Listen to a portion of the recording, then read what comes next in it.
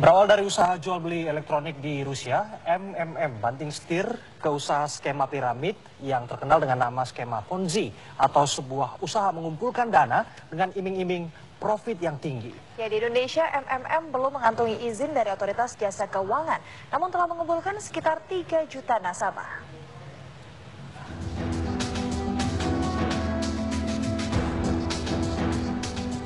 MMM awalnya merupakan usaha yang berasal dari nama keluarga pendiri Prodi, Yashevla Melnikova. 1994, MMM banting setir ke usaha skema piramid yang terkenal dengan nama skema Ponzi, sebuah usaha mengumpulkan dana tinggi.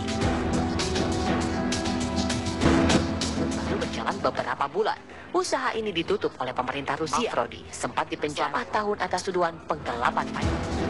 Uang akan bersama partisipan, jadi mereka tidak uang tersebut karena memang dia sama sekali sudah tidak membutuhkan uang karena dia itu cuma salah satu orang kaya di Rusia.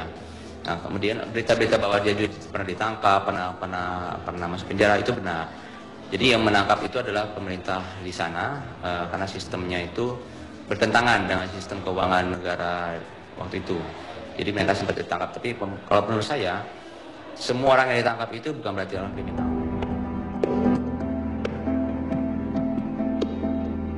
Sejarahnya, skema Ponzi palsu yang membayarkan keuntungan kepada sendiri atau uang yang dibayarkan oleh investor berikutnya, bukan uang yang diperoleh oleh individu atau organisasi yang menjalankan operasi.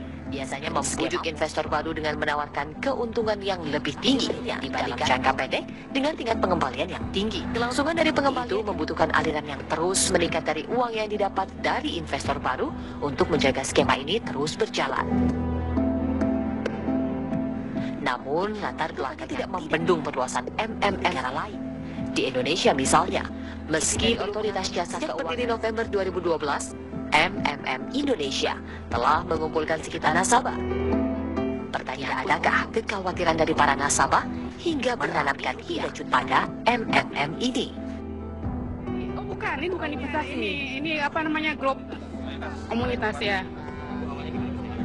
Diajak temen. Pertama sih karena saya juga memang orang multi level, pertama nggak percaya gitu. Tapi setelah saya udah masuk, saya pelajari, saya konsisten di sini. Tidak khawatir karena yang pertama adalah ini bukan kumpulkan uang satu perusahaan, karena tapi saya transfer antara teman ke teman. Jadi sekarang saya percaya sama komunitas ini membuat akhirnya saya lebih nyaman naruh uang di sini dibandingkan saya taruh uang di bank. Dasarnya apa Bapak bisa memakai hal ini? Dasarnya adalah karena kita saling. Pengembalian dengan profit 30% sebulan tentu sangat namun di mata hal ini tidaklah masuk akal. Izin dan tidak ada produk menjadikan lisan dana bergulir yang sangat beresiko. Dia lembaga keuangan.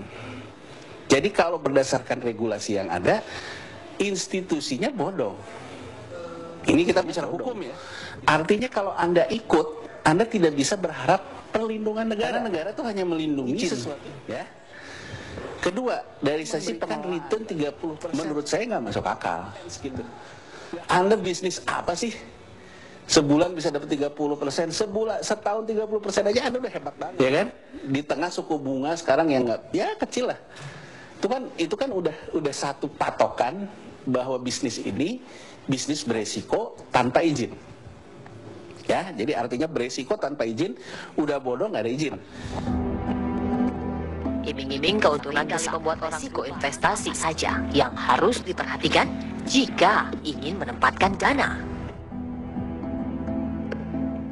Jangan terburu-buru memutuskan berinvestasi. Kenali alur keuangan Anda dan tentukan tujuan utama Anda berinvestasi. Ketahui benar sarana, pengelola, dan program investasi yang Anda inginkan.